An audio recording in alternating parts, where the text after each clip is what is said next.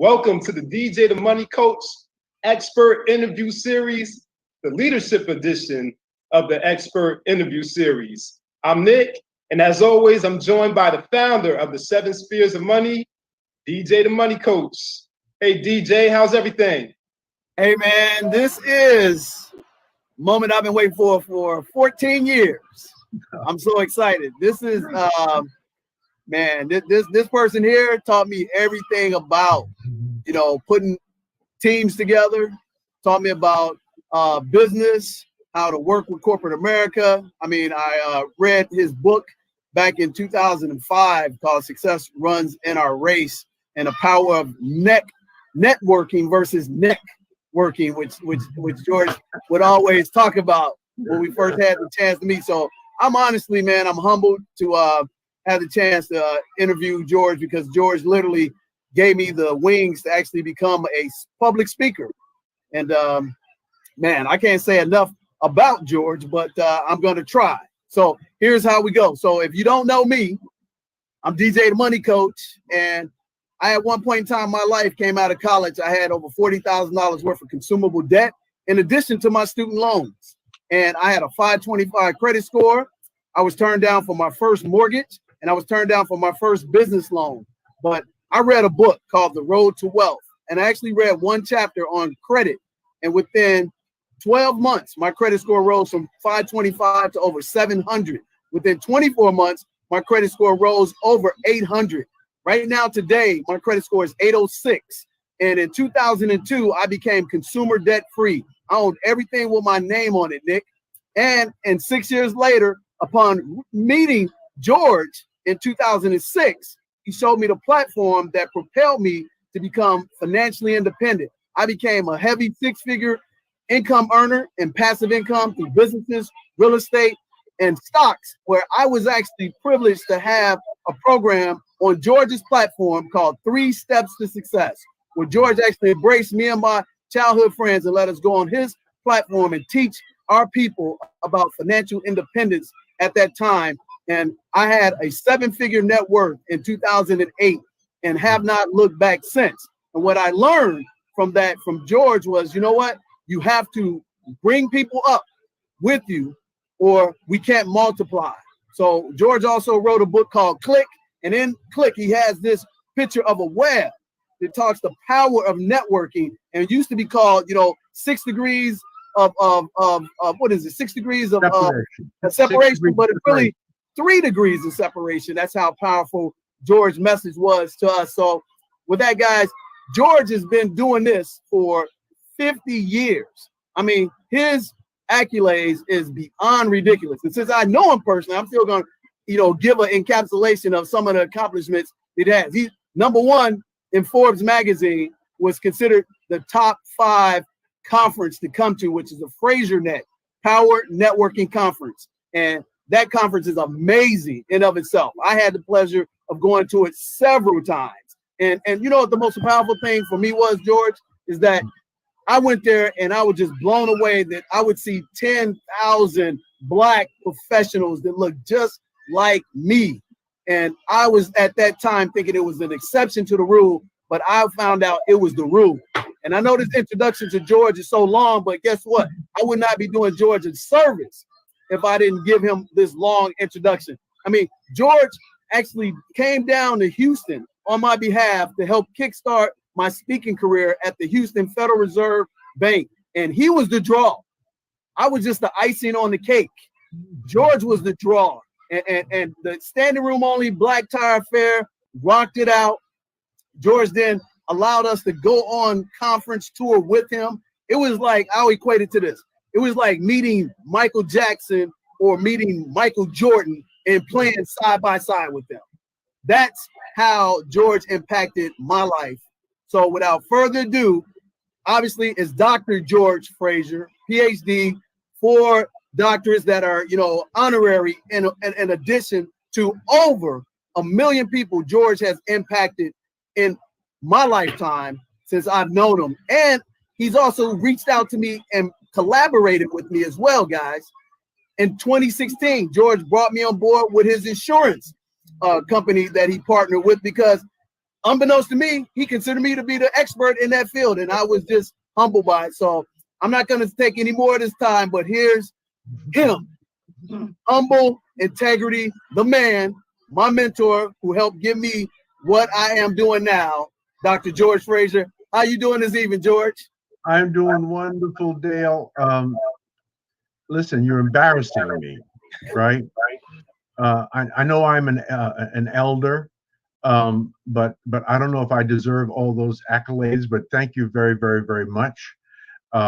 Listen, you yourself, and as I told you right before we got on air, you haven't aged. You're still smart as a whip. You are the bomb.com. You're one of the most, I think, intelligent, the most aggressive, but a brother that has character and integrity, right? When I look at your family and I look at what you've done as a black man, as a model for your children, that your sons will have a model that they will use when they measure themselves as a young man, and your daughter has a model of a black man that they will measure whomever they choose as their man in their life. It will model their father. So it's just an honor to be with you. I haven't seen you in a long, long time, but again, you look absolutely great, and again, you sound smart. You sound smarter actually, because you're older and wiser. But I appreciate it, man. I really do appreciate it. Nick, thank you for helping facilitate this, making this come together. And so we're going to have a rich conversation, and I don't want to take up any more time. I just want to get into whatever you want to get into, whatever you want to. Absolutely, absolutely. I got a jet flying up above, George. I'm right down the street from the Eglin Air Force Base. So I got these in Fort Walton, which is about 30 miles from here. So these beautiful F-15 fighter jets fly over like every 30, 40 minutes. So okay. That pom-pom lifestyle, which is plenty of money, peace of mind. So yeah, I want to jump right in. And George, I want to ask you a couple of questions initially about why you were called, or why you thought you were called to do what you do and connect our people. And I remember one thing you always told me. You said, you know what? When everything's equal, bet on black. But if everything's not equal, get the next highly qualified person to do the job. So let's start right there, George, and give us, because I always have lived by that motto when you taught me. That's right. And to bring a little further clarity to it, I have always said to our people, do not buy from a black person just because they're black. That does not help you or them. And I learned this from Jewish people. Jews do not buy from Jews just because they're Jewish. When all things are equal and you can get the same quality, value, and service for your hard-earned money, and that's what you deserve for your hard-earned money, Dale. When all things are equal, the tiebreaker is I'm black, you're black. You get the business. That's the tiebreaker. Black is not the determining factor. You ain't stupid. You can say buy black to black people all you want, and they will yes your ass to death. But they're not stupid, right? They're looking for the best bang for their buck, right? Now, white folks mess up, black folk mess up. The problem we have is that if the black person messes up, we don't give them a second chance. We give white people endless chances, right? So if in fact you make the decision to use a black person, and for one reason or another, it isn't exactly what you expected, you constructively critique them and you give them a second chance, right? You do it for white people every day of the week. Right. So thank you for starting with that, because that's a very, very deep and very, very important idea. I want to say something about a piece of the first question that you started with, and then you morphed into that very important. Yes, why was or have I been chosen to lead? Let me say it a couple of different ways. Black people want progress without execution. That's why in 21 years since Rodney King, Trayvon Martin, George Floyd, you name the whole myriad of brothers that have been killed at the hands of police, we have marketed, we've saber rattled, we've picketed, we've rioted, but we did not organize and execute. And therefore, if you look at the kill rate of police forces around the country over just the last 10 years, nothing has changed. Nothing has changed. So this is 21 years of this bullshit, and still nothing has changed. So what am I saying? I'm saying that we are not suffering because we cannot resolve our problems. We are suffering because we cannot see our problems succinctly and clearly. And I think that we have been hurt more by what we don't know than by what we can't do. All right. There's a beautiful passage in the Bible that most people have only read half of the passage. You're very familiar with it. It's Hosea 4, verses 6, and it says, "My people perish because of the lack of knowledge," right? Now, the rest of the sentence is, "Because thou hast rejected knowledge, I also reject thee." This is God talking to you. You don't want to learn, you're rejecting reading, you're rejecting knowledge, then I reject you. Right? Why have I been chosen? Because I am one that executes.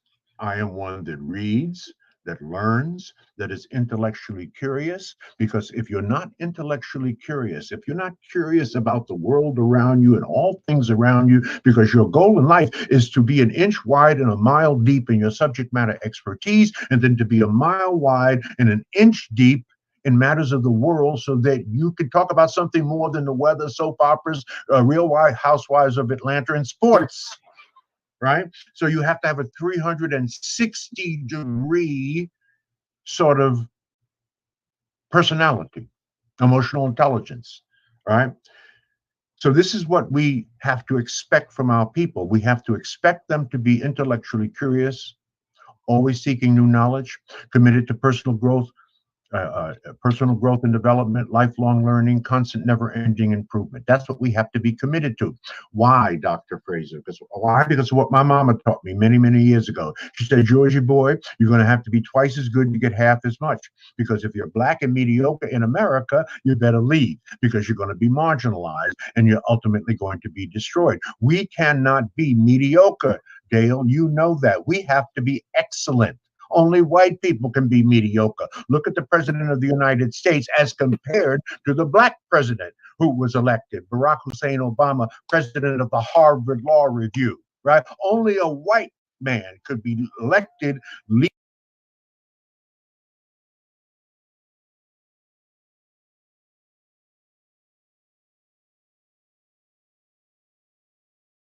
visible. We're either excellent, Nick, or we're invisible. So we have to be excellent. So I focus on excellence. That is really what the Power Networking Conference is about.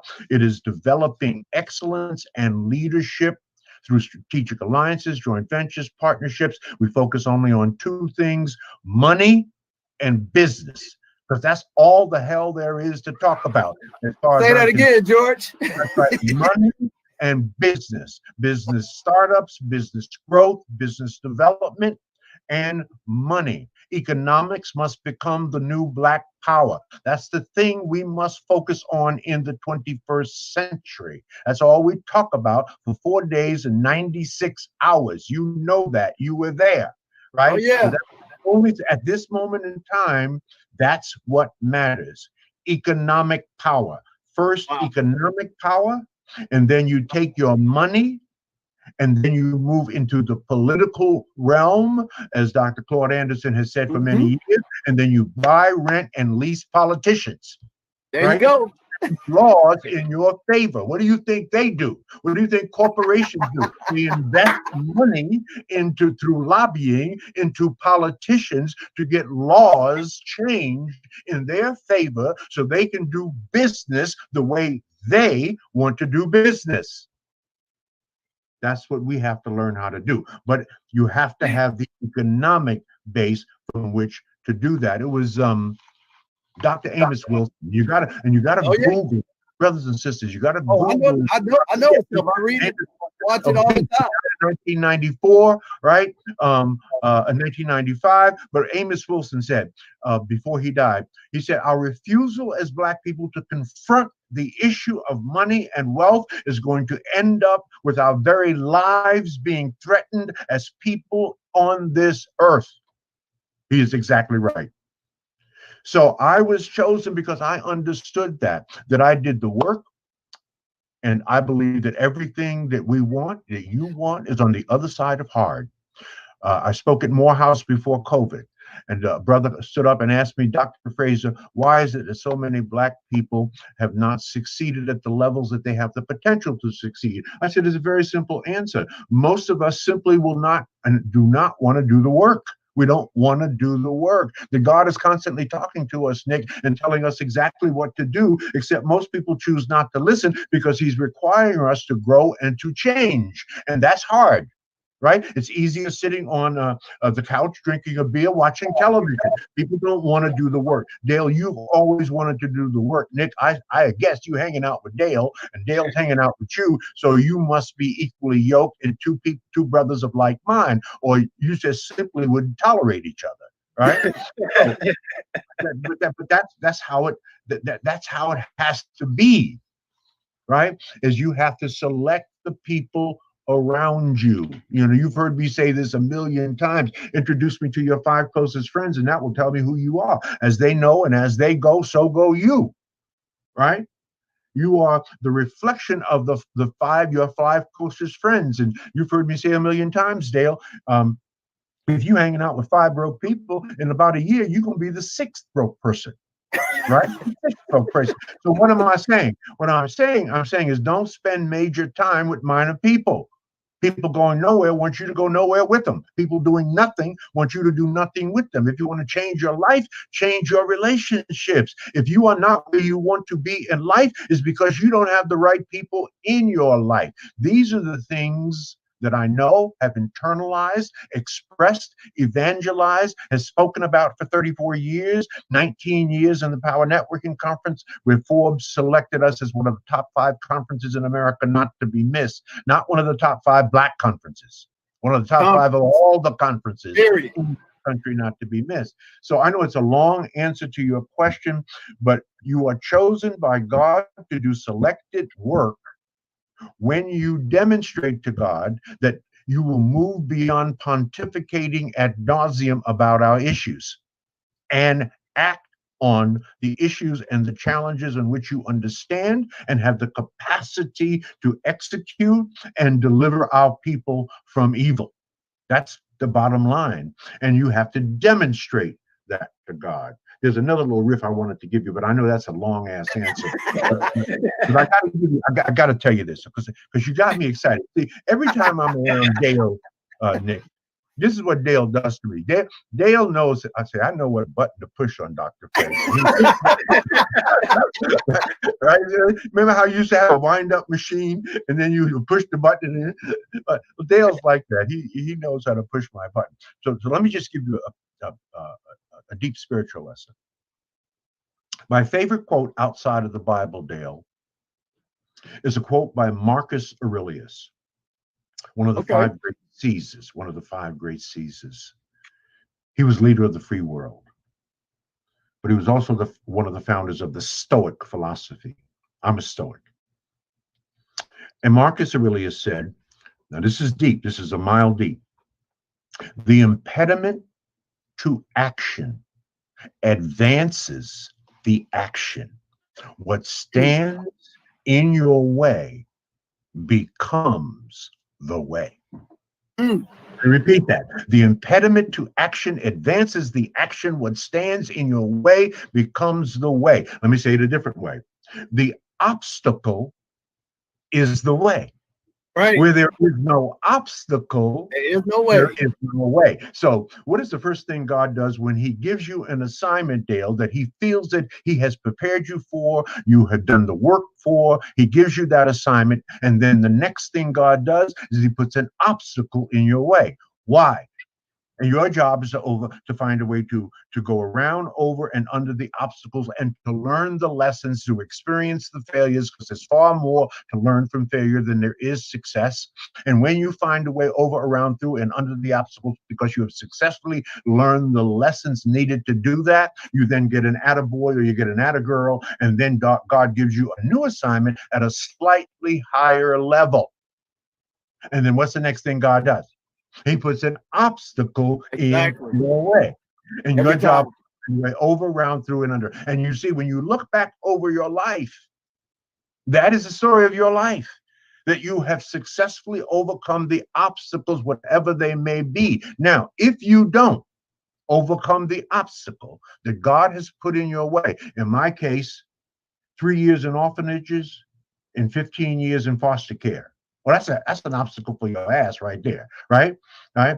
Mopping floors on the midnight shift in my first real job at LaGuardia Airport for 3 years. That's an obstacle, right? So when you find a way around the obstacle, you're promoted in a sense. If you don't, that's where you remain in life until you find a way around the obstacle put in front of you. And that is what I've internalized all of my life.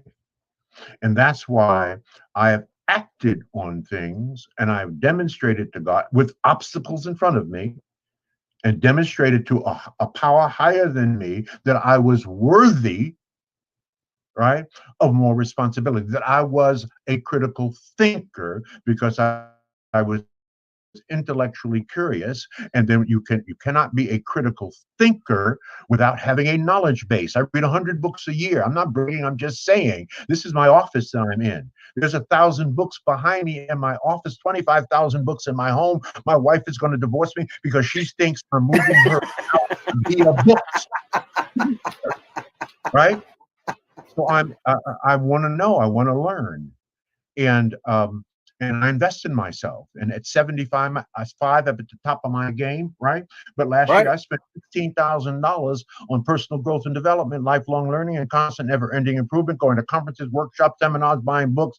And I'm already at the top of the mountain and 75. And I'm still investing in the most important thing you can invest in, and that's you. Absolutely. Absolutely. And George, with that said, I want to ask you a question to unpack a little bit of that. Right now, we've been talking about, American descendants of slavery, ADOS, and we've been talking about reparations. So what is corporate America responsibility financially to those people who their futures were built on their backs? I mean, I personally think that we need to have, economic, justice where corporate America, instead of doing these hashtag Blackout Tuesday, they need to find vendors that they can do business with Black businesses, notwithstanding hiring qualified Black professionals. But I think from what I learned from you over the past 14 years, the biggest way to impact is to do business with Black qualified businessmen. So what do you say to that? And how can we make that change right now as America is going through this unrest, George? Absolutely. By the end of the 21st century, Dale, Black people must become the #1 employer of Black people. Every immigrant group that has ever come to this country has understood that but us. 97% of us have jobs. Now, there's lots of reasons and a psychological holocaust that we went through, second to none in the history of humankind. But at the end of the day, we now realize that we must create work and jobs for our people because that is the only way to raise up the poor. Jews are the #1 employer of Jews. Asians are the #1 employer of Asians. East Indians are the #1 employer of East Indians. Arabs are the #1 employer of Arabs. And we go on and on and on. In fact, if you go into an Asian restaurant in the hood And there are plenty of them. And there are 4 brothers working in there waiting on you. Leave. That's not a real Asian restaurant. Asians don't employ black people. They employ Asian people. And you can't hate on them for that, because that's what we should do. Asians have solved their own unemployment problem just employing their own people exclusively. Now, how do we do that? We start and we build and we develop our businesses so that we can employ our people.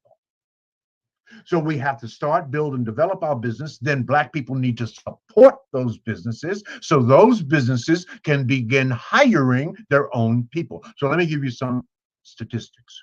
There are 2.6 million black-owned businesses in America, according to the last 5-year reporting period from the Census Bureau. That's the upside. Growth is 40% over the last 5 years. We're moving in the right direction. COVID's going to tamper that down a little bit, but we're moving in the right direction. The other interesting bar on that statistic is that the overwhelming majority of the growth of new businesses in Black America, 60% of them is by Black women. Right. So our women are out starting and developing businesses than our men. Just like our women are now, there are now more Black women in law school, medical school, dental school, pharmacy school than Black men. That's a whole nother subject. I don't want to get off on that subject. All right. So women are developing businesses at a much faster rate than we are. Of the 2.6 million businesses, 111,000 of those businesses employ somebody.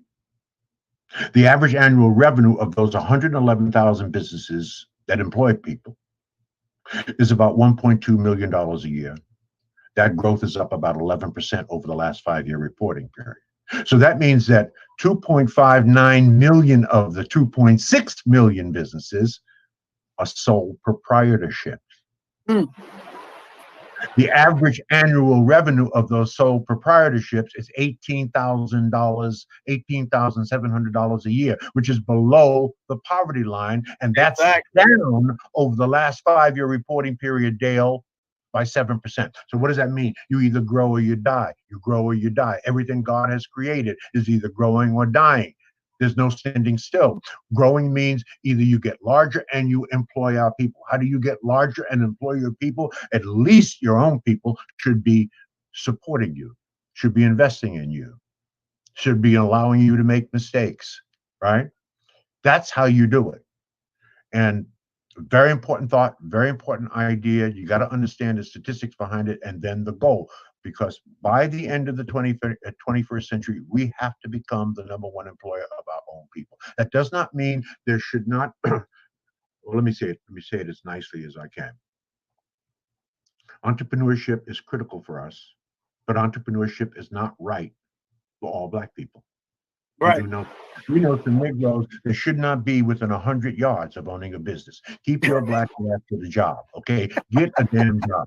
All right, right? Because we have two kind of business people. We got business people and we have business people. And you know what we try to do at the Power Networking Conference is put the business people out of business. Because they're messing for those of us who are trying to do business right, do business with excellence. What did I say? Either we are excellent in our business or we are invisible. There's no in between for us. Right? So you're excellent at your business. So you're still in, here we are 14 years later having a conversation. I'm still doing it, George. Still doing your thing, still growing. All right. So that's what we have to do. And that's how we have to do it. So now, also, I'm not hating on brothers and sisters that have jobs because we need brothers and sisters everywhere. We need brothers and sisters who are strategically and tactically positioned in the public and private sector workplace so that we can access the resources that we deserve because of the profits we help generate for those institutions. So we need because white people don't get up in the morning and get around the conference table and say, oh, what are we going to do for Black people today? Oh, hell to the no. The only reason they would even think that is if there's a Black-faced president who's saying, because they're woke and conscious, what about Black people? What about Black people? Man, George, you know what? It's funny you said that. My previous 2 interviews that led up to you being the anchor of our week was with a gentleman named Eric K. Dargan. He's the chief operating officer of the public works for the city of Houston. My interview before that was with a gentleman named Marshall J. Taggart, the first chief executive officer for Montgomery Regional Airport. So George, I have been listening and doing the execution that you taught me from the day you and I met, and I have been on that mission until the day I die. So I get it. That's awesome. I know you do. Here's what Toni Morrison, the great Nobel Pulitzer Prize winning author, said before she died. This is Toni Morrison. She said, and I quote Toni Morrison. This is it right here. When you get these jobs that you have been so brilliantly trained for, just remember that your real job is that if you are free, you need to free somebody else. And if you have some power, then your job is to empower somebody else. That's your moral and spiritual obligation as a Black person to your own people. So George, why don't Black people in positions of power influence not do that often? I asked Eric Dargan this question earlier today, and I said, it amazes me. I have a lot of white peers, friends that are in executive suite, positions. And I said, they don't think twice about if they hired somebody or referred somebody that failed, they'll give them another chance. But with us, we get into that C-suite, and it's almost like we put a chain around the door, we put double locks, and we refuse to give us an opportunity. Why is that? And I know it's 400 or 500 years of slavery and mentality, but I can't accept that as a reason. Because guess what? If that was the situation, you would have never given me a chance to come on your platform as a newbie who was unqualified on the speaking tour, but I had some skills. But if you did the same thing, I wouldn't be here today in this lane. I'd be somewhere because I'm driven, but I wouldn't be this way and having this conversation. So talk to that about that pathology, George. Yeah, that's a deep question, Dale. Deep question, Dale. That's a deep question, and I want to give you the answer and still be loved. So I want to warn you. Yes, brothers and sisters, for those of you watching, yes, I am Black. In case you were not entirely sure. That's the beauty of our culture and race. We come in all shapes, sizes, skin tones, and hair textures. Right? So I've been Black for 75 years. I'm a race man. Just Google me, right? What is a race man or a race woman? It is someone that has committed their time, talent, and treasure into the investment and upliftment of his or her own people first. That's what a race man is. Okay, so I'm a race man. So I want to say this and still be loved. There's a riff I give on what will be your legacy. That's what it's called. That the legacy for baby boomers. I'm the oldest baby boomer at 75. The youngest baby boomer is 55. I'm the oldest generation alive that participated in civil rights, voting rights, and public access, born in 1945. That movement ended with me, my generation. That's our legacy. Civil rights, voting rights, public access. That's what our legacy is. So did my generation abdicate our role? Did we abdicate our role from you guys? No, yeah, okay. We did in another way. Okay. I didn't mean to interrupt, George. There's a before George Floyd, and now there's going to be a new after George Floyd. Things are going to change. I promise you that, right?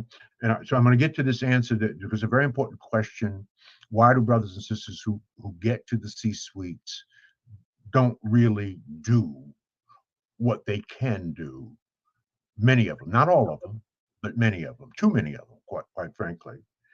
And so that's a George Floyd before and after answer. That was absolutely the case before George Floyd.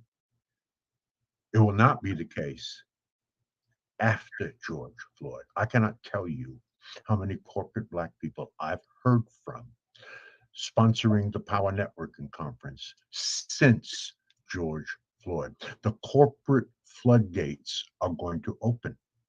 I know you saw that Amazon just gave $120 million to HBCUs, right? Netflix, George. Netflix. Is it Amazon or Netflix? Netflix. It was Netflix. Netflix. I'm sorry, I got that wrong. Right. Amazon need to give 120 million too. That's right. Netflix. Was it? It wasn't. I got my people mixed up. But anyway, so the legacy of my generation is firmly planted. The real question is to understand that we're all drinking from wells that we did not dig, that we're standing on the shoulders of giants. And so the question is, are we worthy of that legacy, right? A 250-year fight for freedom, that from 1619 to 1864. And we read about the generations that fought and died for that, from Harriet Tubman to Frederick Douglass, right? That's their legacy. We're still making movies and writing books about them.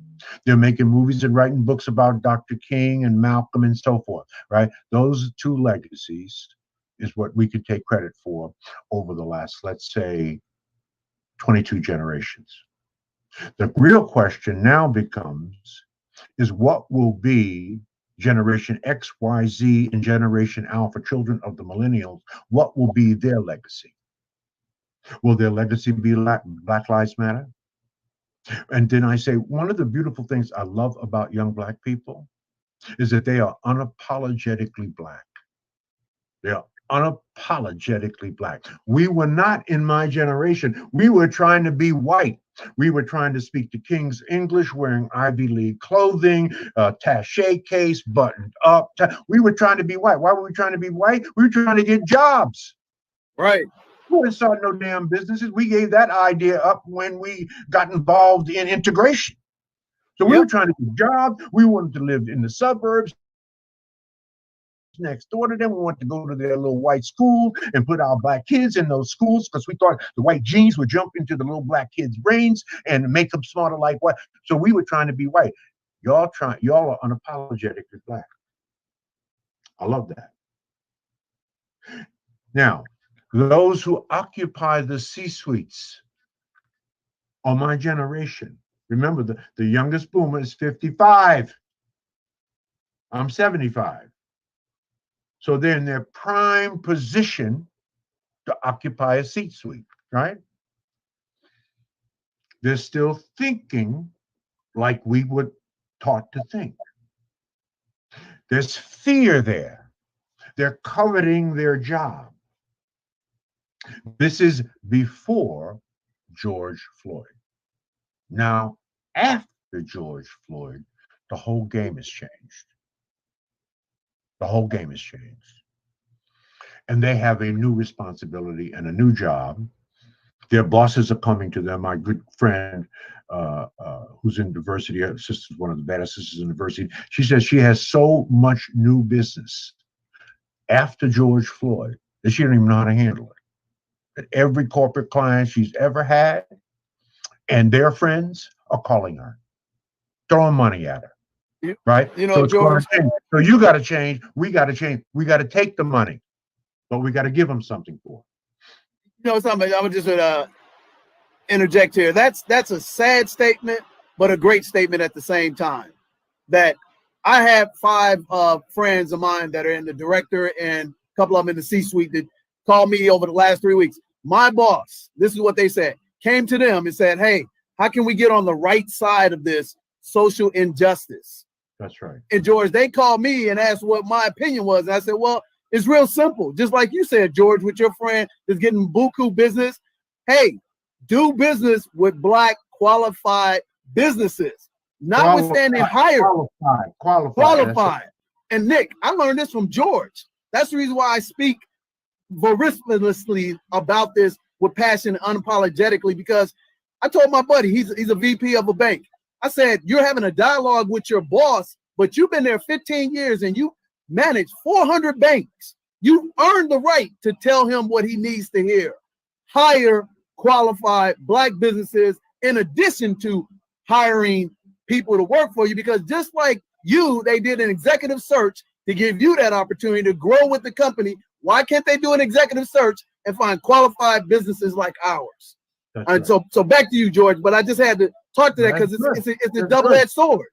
No, you completed that thought. That's powerful, and that's exactly right. And they need to hear voices like that now, and they're ready to hear voices like that, because this is going to be a period of repentance for white people. Okay, you're talking about guilt. Not that all of this stuff wasn't going on before, except now we're filming it. Right. And I heard on MSNBC the other night, Lawrence O'Donnell was saying they have more video footage of grievances and police abuse and stupidity than they know what to do with. Right. So they're flooding the social media and public media with these stories. Right. So it is in their face. They're uncomfortable with it. They have never had to be confronted with the racial injustices as they are seeing them live and in living color. And the horizontal lynching of George Floyd was the straw that broke the camel's back. Right. And now this moment for us was the Emmett Till moment of my parents, which led to the movement of civil rights, voting rights, and public access, right? That was the inspiration. The country was appalled by that. Well, this went global. The whole world became appalled by George Floyd. So all the scab was the scab was peeled off the wound. So they're going to react to it. They're going to do something about it. They're going to invest in it. Be in front or in the middle of that investment, but bring something of value to the table.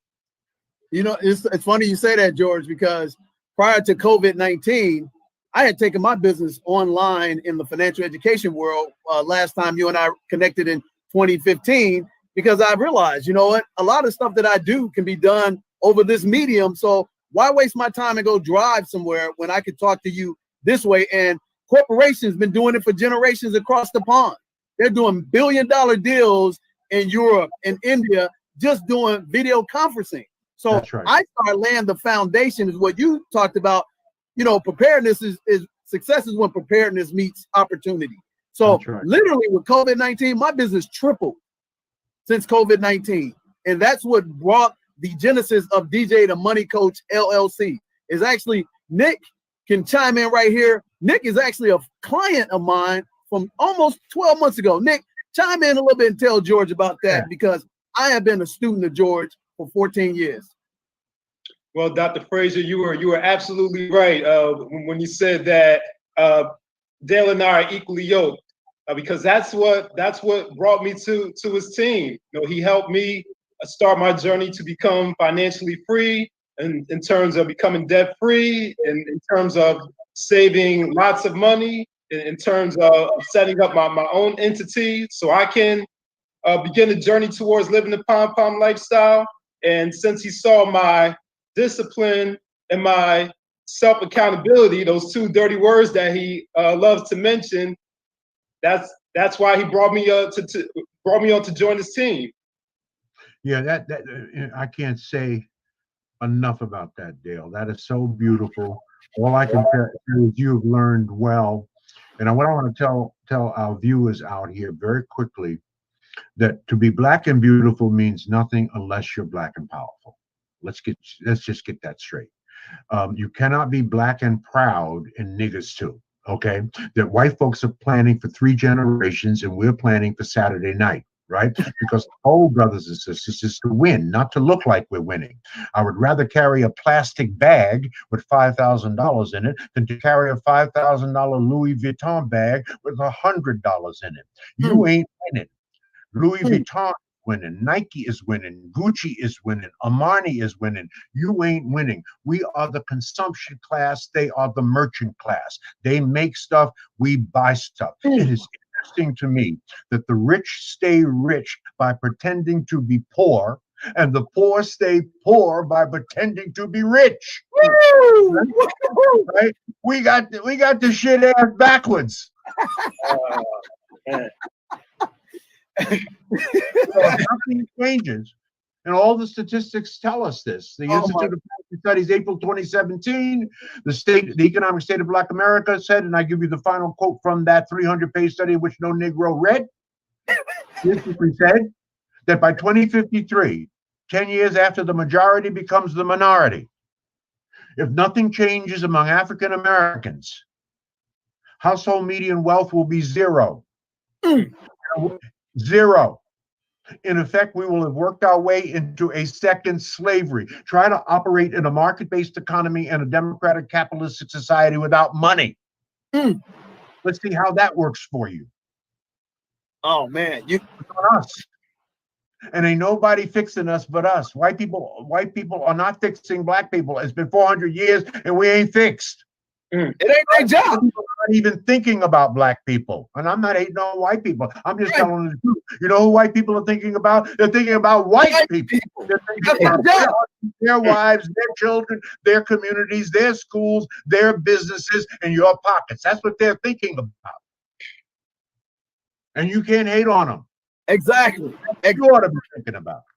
Hey, I'm thinking, hey, George, I've done exactly what you've done. We have put together a team on DJ the Money Coach LLC of nothing but black professionals. I'm proud that I finally accepted my calling 100% like you did, George. And we have 9 people on our team aged 26 to 32 that are high-end black professionals, George, just like you've been doing it since I met you. And I finally figured it out how to make it work.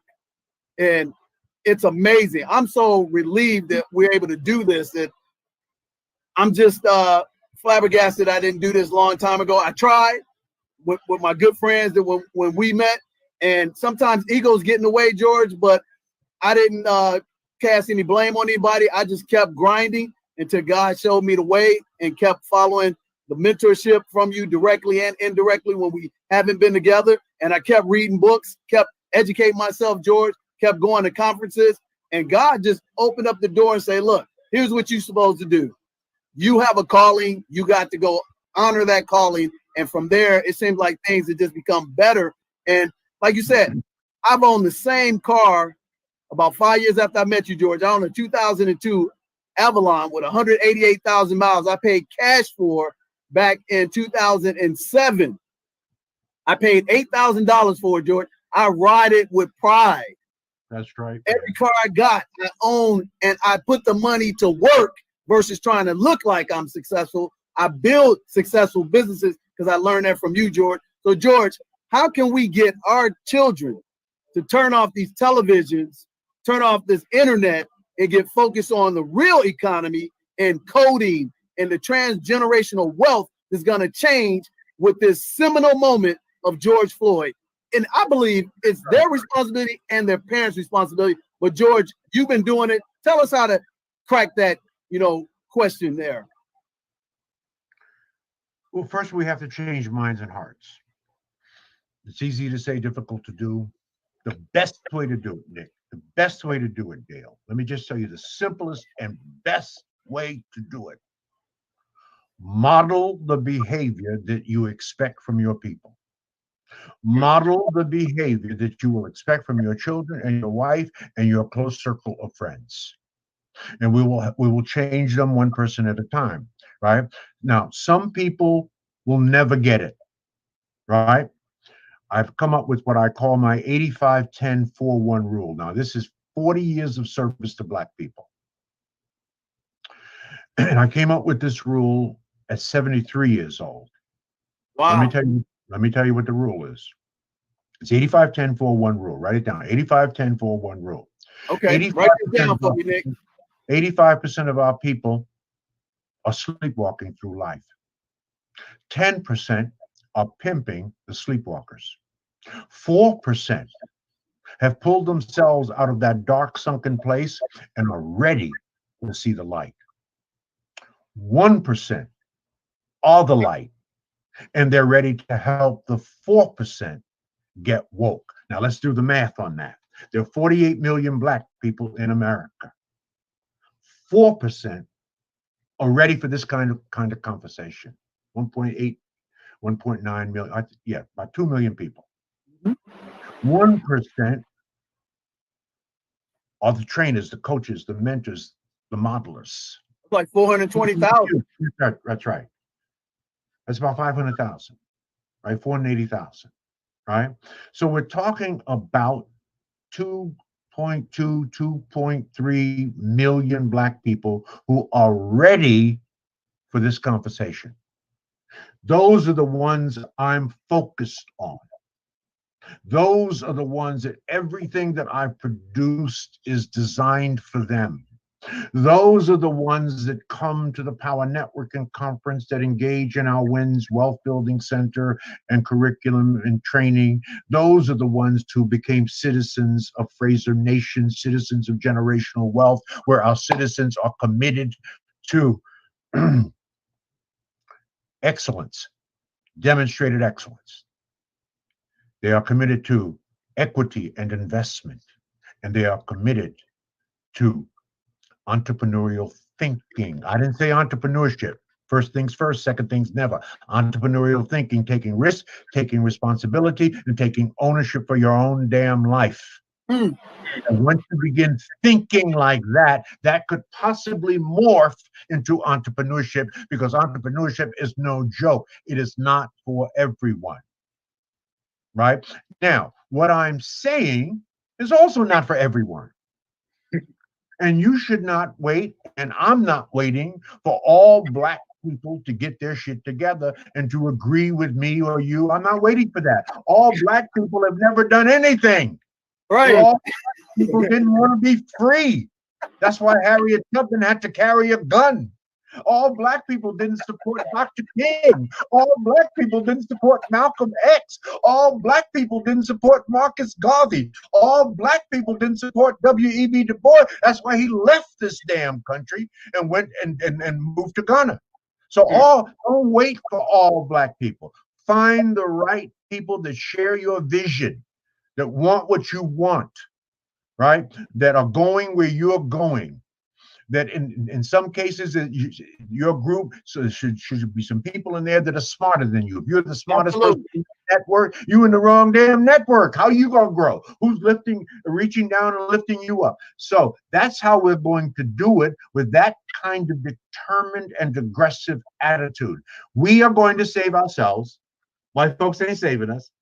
400 years we ain't saved. Right? And it's going to come, and this is Du Bois. I'm not saying anything new. It's going to come from the best and brightest and the talented 10th. It's going to come from the brain of our race. Let me put that in a metaphor and then I'm finished. I said earlier that we must be more intellectually curious, and thus lays the foundation for critical thinking. I noticed behind Nick are books. You notice behind me, Nick, are books. I bet if we were in Dale's house, we would probably be books behind him. I got books.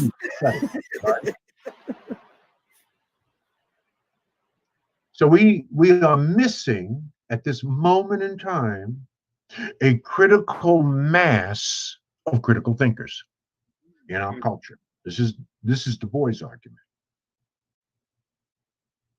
We need a brain. Why have we gone backwards in the last 50 years? Certainly from a socioeconomic level, because we're missing the leadership. We have not replaced Malcolm or Martin. And a people need to be led. If the fish stinks, look to the head. If the fish stinks, look to the head. Leadership, leadership, leadership. It needs a brain. Your body, is the metaphor, has 10 systems: circulatory system, nervous system, skeletal system. We have 10 systems. And what are those 10 systems run by? the brain. Yep. It all starts here. Those systems will not run properly without a brain. We are not running properly because we don't have the brains, right? We do have the brains, we're just not using them, and they're aggregated, right? We have not aggregated those brains, and that's what we have to do. That's how it's going to. This is why we started Fraser Nation. We are an aggregation of over 1 million of the best and brightest Black people globally. You can go to FraserNation.com, OneFraserNation.com, OneFraserNation.com. We birthed this nation with our own damn flag last year at the Power Networking Conference. Absolutely. Right? Speaking about that, George, what is your PNC still taking place in Houston? Oh, yeah. We're in Houston. We're in Houston Right. this year, October 14th through the 17th. We had to move it from July. As you know, it's normally in the summertime. We had to move it for obvious reasons. So it's October 14th through the 17th. I want to make a special offer to your listeners before we get off of here tonight. But that's what has to happen.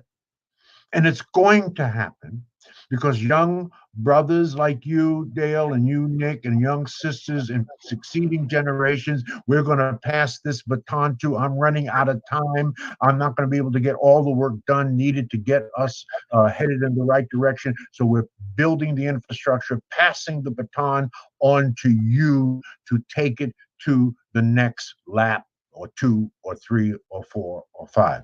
I'm working on succession. I will be introducing at the Power Networking Conference our succession plan.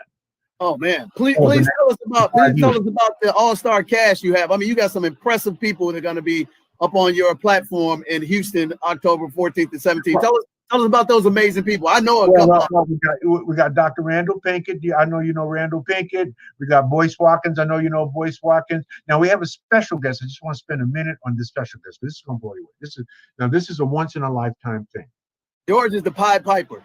Right. This is a once in a lifetime thing. I'm so proud of this. We're going to establish the first International Marcus Garvey Award. Wow.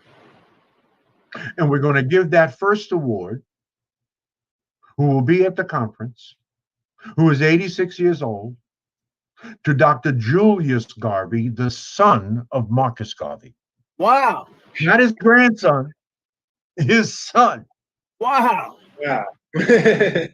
Wow. So you're talking about sitting at the feet of masters, icons. Right? I consider Marcus Garvey one of the greatest leaders, Black leaders who have ever lived. So it's people like that. You know all the other ones. You know all the usual suspects. People can go on PowerNetworkingConference.com, PowerNetworkingConference.com, and see the entire menu of all-star speakers. Right? We always have. We're gonna put the links in the broadcast below, George. We're gonna put all the information, George. Now, for those of you who were smart enough to watch tonight, let me make you a special offer. This is my DJ offer. This is because of DJ. Okay? All right. Let's get this straight. And you only have 1 hour to take advantage of this offer. And this offer is only good for 5 people. Why? Because it's a crazy ass offer. And my controller said you could only do this for 5 people. An adult registration to the conference is $1,500.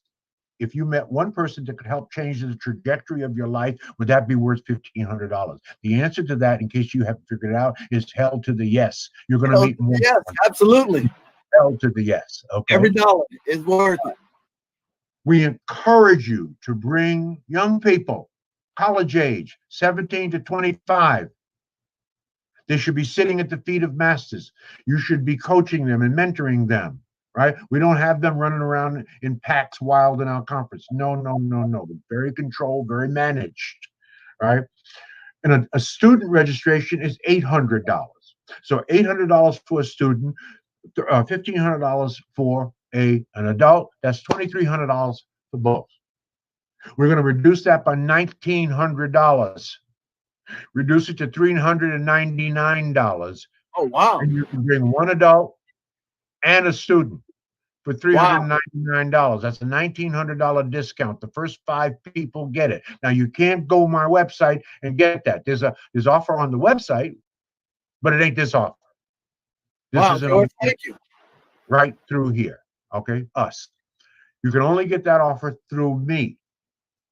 You have to personally email me at gfraser@frasernet.com. That's gfraser@frasernet.com. That's gfraser, F-R-A-S as in Sam, E-R @frasernet.com. In the subject line, say, I'm in. I'm in. In the body of the email, put your full name and your cell number. Your full name and your cell number. Your full name and your cell number. I will personally call you. We'll handle our business. We'll chat it up for a bit. And then I'm on to the next person. The first 5 people, all emails are timestamped, so I know who the first 5 people are. So that's the offer. It's an offer because I have mad respect for GJ, the money coach. Nick, I love you for listening. Listening powerful, right? Sometimes, and most of the time, really, listening is more powerful than speaking. There are times when you have to speak, you have to speak up and speak out.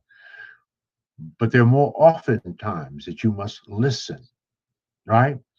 And you must listen with your eyes and speak with your ears. You see? You speak based on what you have heard, right? What you've heard, right? So that's my story. I'm sticking to it. Woo. Well, hey George, I really appreciate your time. I just want to say a couple of things, but I want to get a quick insight for Nick because I learned from you well. I've been sitting at your feet for 14 years, and one thing you always had to do is slow me down. Hey Dale, hey man, sometimes you got to slow down, listen. You can't be the bull in the china shop all the time. And it took me 14 years to get that message, and I got it now. So I would like Nick, chime in. What'd you get out of this in 30 seconds, Nick?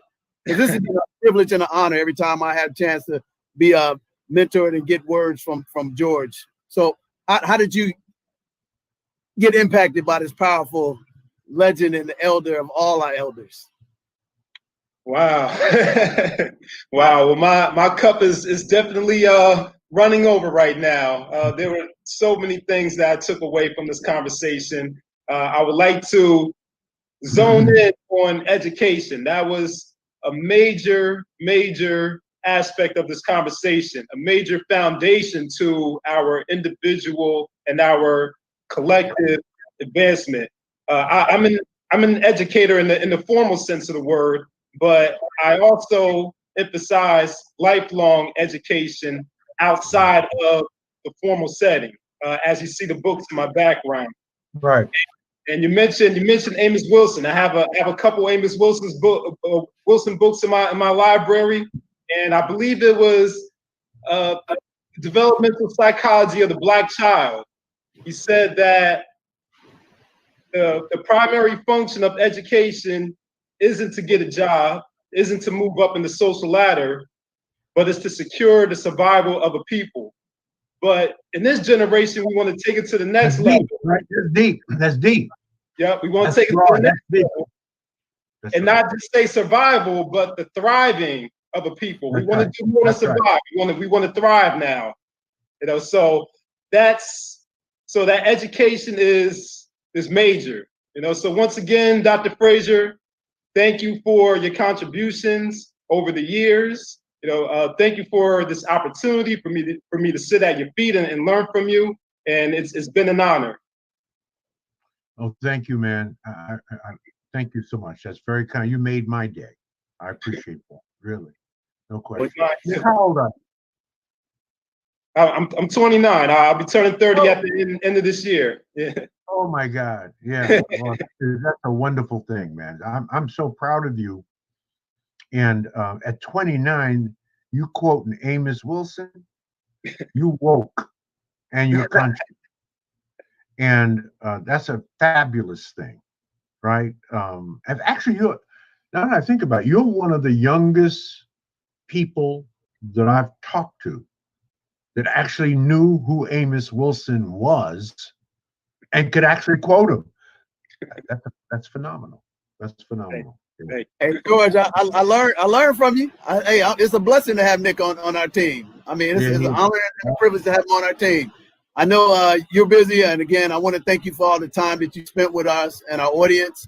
We're going to rebroadcast this as well. We're going to put all the information to your organization for FraserNet, as well as the Power Network Conference is coming up this October 14th and 17th. The special offer for those first 5 people to reach out to you at gfraser@FraserNet.com. Nick's going to put that information in there.